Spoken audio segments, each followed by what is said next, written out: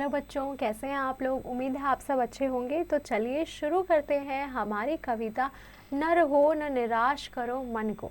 पाठ का उद्देश्य, मानव ईश्वर की सर्वश्रेष्ठ कृति है। ईश्वर ने मानव को निरंतर संघर्ष करने की शक्ति प्रदान की है।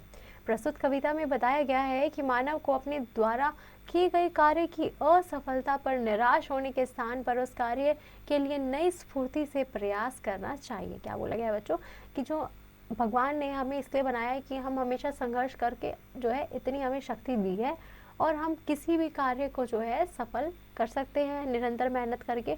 और हमें कभी भी किसी भी कार्य पर निराश होने की बजाय, कि अगर आपको असफलता मिल रही है तो निराश होने की बजाय आपको हमेशा उस कार्य के लिए और ज़्यादा प्रयास करने चाहिए।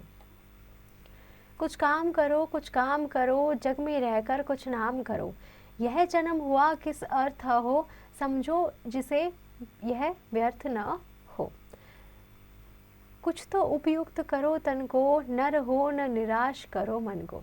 क्या बोला गया है बच्चों, हमें बोला गया है कि आपको कुछ काम करना है। इन पंक्तियों में जो है कवि कहना चाहते हैं कि आप कुछ काम कीजिए कि आप जो है जग में रहकर, मतलब इस संसार में रहकर जो है आप अपना नाम बना पाए। अगर आपको ये जन्म जो मिला है, जो ये इंसान का, जो मनुष्य का जन्म आपको मिला है, इससे आप व्यर्थ मत जाने दीजिए। इसका कुछ जो है अर्थ निकालिए, मतलब इससे आपको कुछ काम करना है, अपना नाम बनाना है। कुछ तो ऐसा करो जिससे आप कभी निराश ना हो, आपका जो मन है वो निराश ना हो। संभलों की सुयोग न जाए चला, कब व्यर्थ हुआ सदुपाय भला। समझो जग को न निरा सपना, पथ आप प्रशस्त करो अपना। अखिलेश्वर है अवलंबन को, नर हो न निराश करो मन को। क्या बोला गया है बच्चों, हमें इसमें बोला गया है कि आपको खुद को संभालना है। हमें किसी भी काम को उसके योग्य बनाना है। हमें कभी भी ऐसे ही खुद को व्यर्थ नहीं जाने देना है, किसी कार्य को व्यर्थ नहीं जाने देना है। कि अगर हम किसी काम को करने की ठान लेंगे तो वो काम हमारा क्या हो जाएगा, वो काम हमारा पूरा हो जाएगा। और क्या बोला गया है कि अगर आप कोई काम कर रहे हैं तो उसमें आपको उस काम को इतना अच्छा करना है कि आपसे बेहतर उसमें कोई ना हो, कि आपको उस काम में श्रेष्ठ रहना है। जब है तुम्हें सब तत्व यहाँ, फिर जा सकता है सत्व कहाँ। तुम सतत्व सुधा रस पान करो, उठ के अमरतव विधान करो। देव रूप रहो भव कानन को, नर हो न निराश करो मन को। क्या बोला गया बच्चों, हमें बोला गया है कि जब आपको ये जो शरीर मिला है ये कहाँ ही जाएगा अगर आप इसमें बहुत ज़्यादा परिश्रम करेंगे, अच्छे से अगर आप मेहनत करेंगे। और बोला गया है कि अगर हम जो है रस पान करेंगे, मतलब अगर हम खाना पीना सब अच्छे से खाएंगे, स्वस्थ रहेंगे, तो हम कोई भी काम जो है हम हमेशा क्या कर सकते हैं, बड़ी ही आसानी से किसी भी काम को कर सकते हैं। कि हमें देव जैसा रूप मिला है, कि मतलब मनुष्य का जो रूप है, वो मनुष्य का जो जीवन मिलता है हमें, वो बहुत ज़्यादा मुश्किल से मिलता है। और जिसे मिलता है उसे हमें इसको जो है अच्छे से व्यतीत करना चाहिए। तो बोला गया है कि देव जैसा आपको रूप मिला है आपके जो है, तो आपको यहाँ पे निराश नहीं होना है। आपको अपने मन से जो है अच्छे से किसी भी काम को करना है। निज गौरव का नित ज्ञान रहे, हम भी सब कुछ यह ध्यान रहे। सब जाए अभी पर मान रहे, मरणोत्तर गुंजित गान रहे। कुछ हो न तजो निज साधन को, नर हो न निराश करो मन को। क्या बोला गया है बच्चों, हमें बोला गया है कि हमें जो ये जीवन मिला है हमें इसे गौरव से जीना है। हमें हमेशा याद रखना है कि हम भी सब कुछ है, मतलब हमारे पास किसी चीज़ की जो है कमी नहीं है। कि चाहे सब चले भी जाए तब भी हमें मरने के बाद भी हमेशा यही हमारा गान रहे कि हमारे पास जो है सब कुछ है और कुछ है। अगर कुछ नहीं है हमारे पास तो हमें उसके लिए निराश नहीं होना है, निरंतर प्रयास करना है और उस चीज़ को पाने की कोशिश करनी है। प्रभु ने तुमको कर दान किए, सब वंचित वस्तु विधान किए। तुम प्राप्त करो उनको न हो, फिर है किसका वह दोष का हो। समझो न अलभ्य किसी धन को, नर हो न निराश करो मन को। क्या बोला गया है बच्चों, हमें बोला गया है कि भगवान ने जो है तुम्हें ये जीवन देकर ही तुम्हें जो है वो तुम्हें जीवन दान जो मिला है, इसे ऐसे ही मत व्यर्थ जाने दो। और किसी भी चीज़ के लिए आप जो है दुखी मत होइए कि आपको ये चीज़ क्यों नहीं मिली है। अगर आपको चाहिए तो आप उस चीज़ को प्राप्त कर लीजिए। आप इस पर किसी को दोषी मत ठहराइए कि आपको ये चीज़ नहीं मिली है। आप इस चीज़ को समझिए कि समझो न अलभ्य किसी धन को, नर हो न निराश करो मन को। कि मतलब आपको जो है ऐसा नहीं समझना है कि आप किसी चीज़ को प्राप्त नहीं कर सकते हैं। अगर आप मेहनत करेंगे और आपके पास धन आएगा तो आप किसी भी चीज़ को जो है प्राप्त कर सकते हैं। आपको निराश नहीं होना है, निरंतर प्रयास करना है। किस गौरव के तुम योग्य नहीं, कब कौन तुम सुख भोग्य नहीं। जन हो तुम भी जगदीश्वर के, सब हैं जिस अपने घर के। क्या बोला गया है बच्चों? बोला गया है कि तुम जो है, तुम्हें ऐसा क्यों लगता है कि तुम किसी चीज़ के योग्य नहीं हो। तुम में वो हर चीज़ है कि तुम कुछ भी जो है वो ले सकते हो। कि कब कौन कहता है कि जो तुम्हें जो है वो सुख प्राप्त नहीं हो सकता, तुम्हें हमेशा सुख प्राप्त हो सकता है। तुम्हें तो भगवान ने जन्म दिया है, तुम तो अपने घर के क्या हो, जगदीश्वर हो। फिर दुर्लभ क्या उनके मन को, नर हो न निराश करो मन को। बोला गया है कि जो चीज़ कठिनाइयों से प्राप्त होती है उस मन को, उससे तुम निराश मत हो, तुम हमेशा निरंतर जो है प्रयास करते रहो।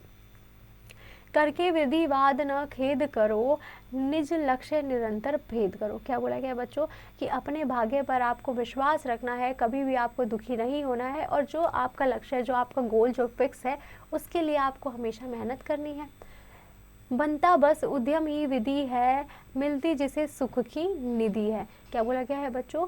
कि मतलब अच्छा इंसान जो है वही है जो निरंतर जो है अपने व्यवसाय में जो है निरंतर मेहनत करता है, उसी को जो है सुख मिलता है, उसी को हमेशा खजाना मिलता है। समझो दिक निष्क्रिय जीवन को, नर हो न निराश करो मन को। क्या बोला गया बच्चों? कि आपको आलस में अपना जीवन नहीं व्यतीत करना है। आपको जो है, जो भी आप काम करना चाहते हैं उसे आपको करना है, और आपको निराश नहीं होना है, निरंतर आपको प्रयास करना है जो भी आप करना चाहते हैं उसके लिए। और यह कविता किसने लिखी है? यह कविता लिखी है मैथिली शरण गुप्त ने। चलिए इनके जीवन परिचय के बारे में जान लेते हैं। मैथिली शरण गुप्त का जन्म 3 अगस्त 1886 को झांसी के निकट चीर गांव में हुआ था। हिंदी साहित्य के इतिहास में वह खड़ी बोली के प्रथम महत्वपूर्ण कवि माने जाते हैं। जयद्रथ, वध, साकेत, पंचवटी, यशोधरा, विष्णुप्रिय, भारत भारती आदि इनकी क्या है, प्रमुख रचनाएं हैं। भारत सरकार ने इन्हें पद्म भूषण से सम्मानित किया था। इन्हें पद्म भूषण से सम्मानित भी किया गया है बच्चों। प्रत्येक वर्ष इनकी जयंती 3 अगस्त को कवि दिवस के रूप में मनाई जाती है। क्या बोला गया है बच्चों? कि 3 अगस्त को जो है इनकी जयंती मनाई जाती है। किस रूप में? कवि दिवस के रूप में। सन 1964 में इनका निधन हो गया था। इस सन में इनकी मृत्यु हो गई थी। चलिए अब अभ्यास करते हैं, आओ अभ्यास करें। पहला वचन श्रुतलेख, व्यर्थ, उपयुक्त, सुयोग, सदुपाय। ऐसे आपको बाकी सभी स्वयं करने हैं। अगला सवाल, निम्नलिखित प्रश्नों के सही उत्तर उनके सामने बने गोलों में भरिए। कवि ने हमें क्या करने की प्रेरणा दी है? बताओ बच्चों। वेरी गुड, बिल्कुल सही जवाब, काम करने की। ऐसे आपको बाकी सभी स्वयं करने हैं। अगला सवाल, सही मिलान कीजिए। क्या करना है बच्चों? जो आंसर है उसका सही मिलान करना है। कुछ काम करो, कुछ काम करो, किससे मिलान होगा? वेरी गुड, कुछ काम करो, कुछ काम करो, जग में रहकर कुछ काम करो। ऐसे आपको बाकी सभी स्वयं करने हैं। अगला सवाल, निम्नलिखित पद्यांश को पढ़कर पूछे गए प्रश्नों के उत्तर दीजिए। क्या बोला गया है बच्चों? करके विधिवाद न खेद करो, निज लक्ष्य निरंतर भेद करो। बनता बस उद्यम ही विधि है, मिलती जिसे सुख की निधि है। समझो दिक निष्क्रिय जीवन को, नर हो न निराश करो मन को। विधिवाद करने पर क्या होगा? बताओ बच्चों, हमें क्या बोला गया है? वेरी गुड, कि विधिवाद करने पर आपको खेद नहीं करना है, आपको अपने लक्ष्य के लिए निरंतर जो है वो प्रयास करना है। ऐसे आपको बाकी सभी प्रश्नों के उत्तर देने हैं। अगला सवाल, निम्नलिखित प्रश्नों के उत्तर संक्षेप में दीजिए। हमें किस प्रकार कर्म करना चाहिए? बताओ बच्चों। वेरी गुड, कि हमें हमेशा निरंतर प्रयास करना चाहिए अपने लक्ष्य की ओर, हमें हमेशा निरंतर मेहनत करनी चाहिए। इसी प्रकार का कर्म करने की हमें जो है कवि हमें प्रेरणा देते हैं। ऐसे आपको बाकी सभी प्रश्नों के उत्तर लिखने हैं। निम्नलिखित प्रश्नों के उत्तर विस्तार में लिखिए। संभलो की सुयोग न जाए चला, पंक्ति से क्या आशा है? बोला गया है बच्चों कि संभल जाओ, कि कहीं आपका जो ये योग है ये चला ना जाए, उसके बाद आप फिर क्या करेंगे? बस दुखी बैठे रहेंगे कि अरे अब मैं वो काम कर सकता था पर मैंने नहीं किया। तो ये आपको नहीं सोचना है, आपको निरंतर मेहनत प्रयास करते रहना है। ऐसे ही आपको बाकी सभी स्वयं करने हैं। शब्द ज्ञान। अगला सवाल, निम्नलिखित शब्द के तुकांत शब्द लिखिए। क्या करना है बच्चों? तुकांत शब्द लिखना है। पहला है सपना, सपना से तुकांत शब्द वेरी गुड, अपना। ऐसे ही आपको बाकी सभी के स्वयं करने हैं। अगला सवाल, निम्नलिखित शब्दों के विपरीतार्थक शब्द लिखिए। क्या करना है बच्चों? विपरीत जो शब्द है, विलोम शब्द, वो लिखना है। निराशा का क्या होगा? वेरी गुड, निराशा से बना आशा। ऐसे ही आपको बाकी सभी स्वयं करने हैं। निम्नलिखित शब्दों से वाक्य बनाइए। क्या करना है बच्चों? हमें इनसे वाक्य बनाना है। सबसे पहला क्या है? सबसे पहला शब्द है हमारा सुयोग। अब सुयोग से क्या? सुयोग से बन सकता है समलोक ही सुयोग न जाए चला। ऐसे ही आपको बाकी सभी स्वयं करने हैं। भाषा ज्ञान।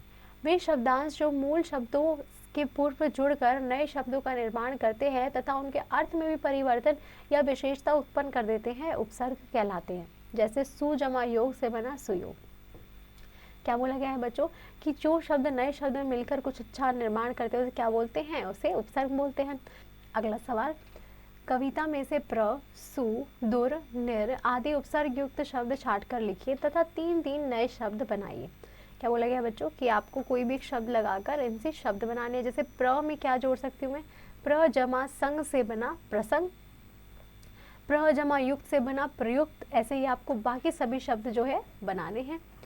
अगला सवाल, निम्नलिखित शब्दों के 3 पर्यायवाची शब्द लिखे। क्या करना है बच्चों? आपको पर्यायवाची शब्द लिखने हैं। पहला शब्द है जग, जग से क्या होगा? वेरी गुड, जग से हुआ जगत, संसार, विश्व। ऐसे ही आपको बाकी सभी स्वयं करने हैं। अगला सवाल, रचनात्मक कार्य। परिश्रम ही सफलता की कुंजी है, विषय पर एक अनुच्छेद लिखे। क्या करना है बच्चों? आपको इस पर एक पैराग्राफ लिखना है। क्रियात्मक अभिव्यक्ति। कोई ऐसा कार्य जिसमें आपने सफलता की आशा छोड़कर हार मान ली हो, उसे पुनः करने का प्रयत्न कीजिए। क्या करना है बच्चों? कि आपको जो काम आप करना चाहते हैं लेकिन आपने हार मान ली, उसे आप दोबारा से ट्राई करेंगे, ये आपको यहाँ पर प्रयत्न करना है। अगला, जीवन मूल्य। कठिन परिस्थितियों में भी हार नहीं माननी चाहिए और यही हमें इस कविता से शिक्षा मिलती है कि बच्चों हमें हमेशा निरंतर प्रयास करना चाहिए अपने लक्ष्य के लिए, कभी भी हार नहीं मानना चाहिए।